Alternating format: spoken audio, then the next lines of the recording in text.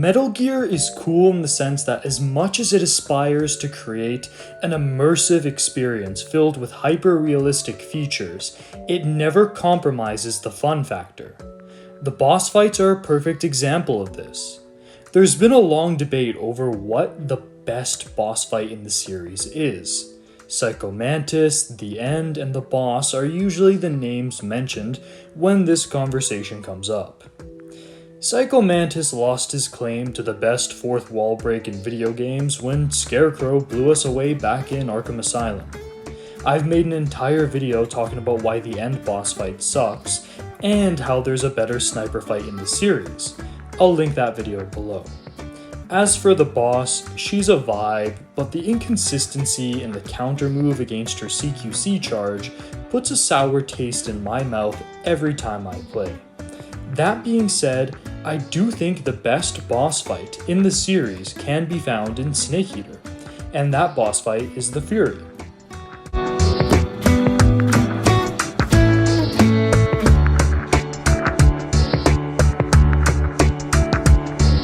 Before I can talk about the Fury, I first need to walk through what makes a good boss fight. There are 4 key tenets here. They challenge your knowledge of core gameplay mechanics, they introduce a new challenge to keep them above average enemies, they should be approachable through various strategies, and they should induce a feeling of, "Aw man, I messed up," when they do damage rather than feeling unfair like, "Oh, what? That's bullshit. I did what I was supposed to do and they still hit me." No. A boss fight should be readable, it should be approachable, so when you get hit or you mess up, you should know exactly where you went wrong. So let's take Virgil for example.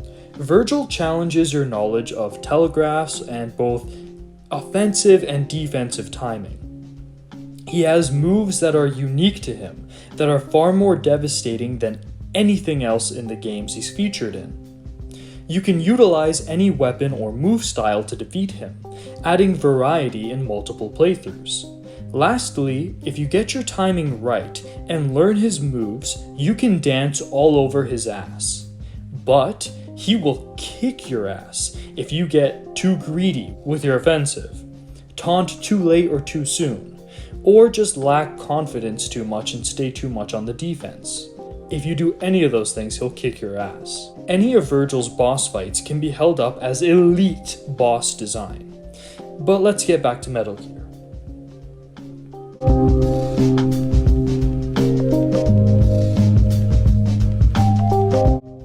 Metal Gear is a stealth game.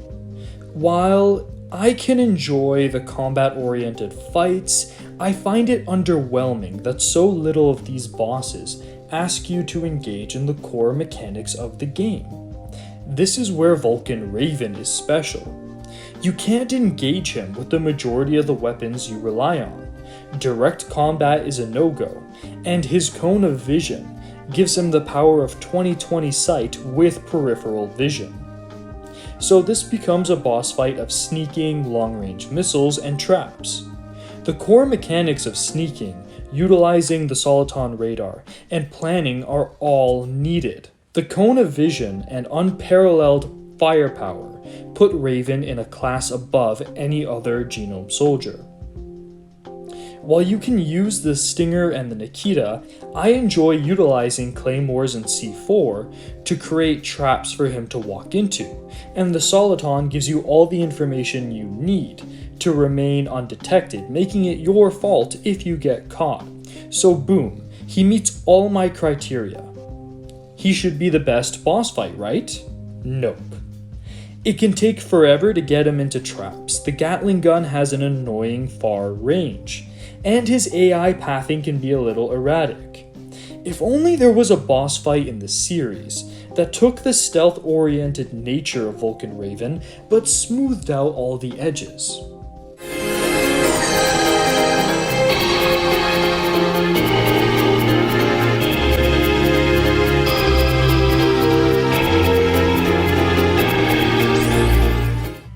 A quicker pace that intensifies as the fight goes on, a flamethrower over a Gatling gun, and a solid arena that works perfectly with the pacing and AI.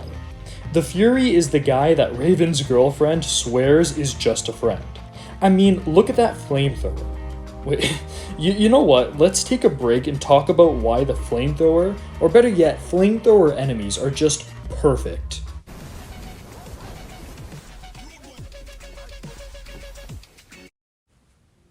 Y'all remember when I related everything back to Far Cry 4? Well, this section is for my longtime subscribers.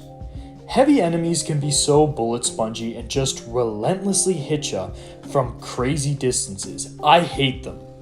There's a lot of times where one catches you by surprise and it's just game over. Heavy flamers don't have this issue. As soon as I see their easily recognizable silhouette, I know their range, their weak point, and because their tank leaks when you shoot at it, I get an idea for how much health they have. Their bullet sponginess is balanced by their limited range, and that limited range is balanced by their devastating power and environmental influence, supported by the fire propagation system.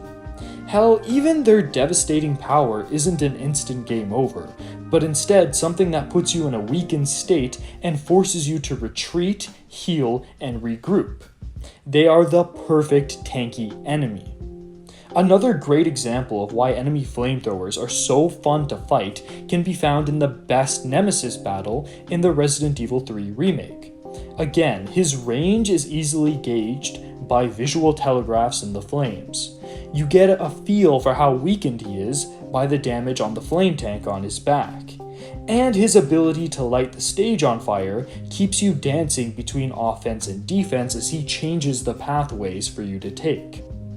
Now let me be clear, flamethrowers are super easy to balance into fun enemies, not fun player usable weapons. Take the Gearbox or MCC version of Halo CE for example.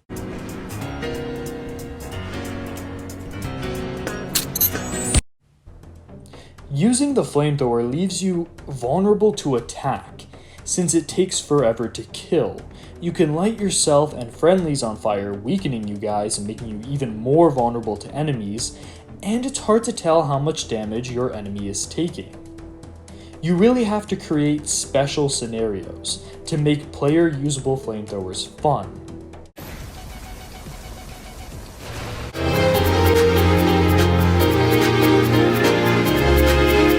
At this point, I don't need to tell you why the Fury's flamethrower is perfectly balanced. I will talk about how it contributes to testing your knowledge on Snake Eater's mechanics.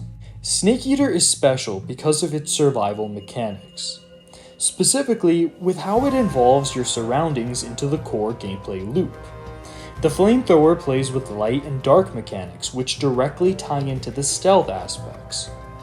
The water pipes can be used to free up pathways by dousing flames, incorporating elemental gameplay. And of course, the bats being frightened by fire adds a map hazard and keeps the aspect of wildlife involved in this indoor fight. The flora element remains relevant even though we are in a man-made underground chasm in the form of glowing mushrooms that charge your goggles, your night vision and your thermal goggles, when they're eaten.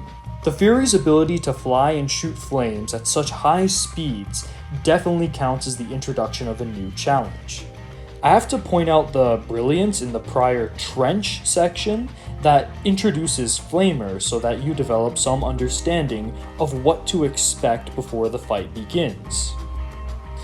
In regards to multiple strategies, most ranged weaponry works in this fight. The tried and true AK, or if you've explored enough, the M63, is a perfect tool for pop-out ambushes as he stalks you through the halls. The SVD and the RPG-7 are great for dealing calculated damage at safe distances.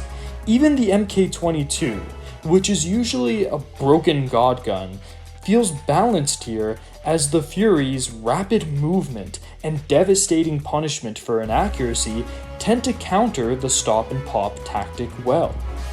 You can also use explosive barrels in the arena to do massive damage. Just be careful, as if you don't properly measure the distance, you could take yourself out. Lastly, he never feels unfair. He always telegraphs his attacks. You always see the fire coming, and you have more than enough strategies at your disposal to come out on top, as you familiarized yourself with the stealth, shooting, and survival mechanics. Funny enough, I used to hate the Fury as a kid, but as I got older and began to focus more on game balancing, I started to appreciate the arena that caters to all the gameplay tenets of Snake Eater.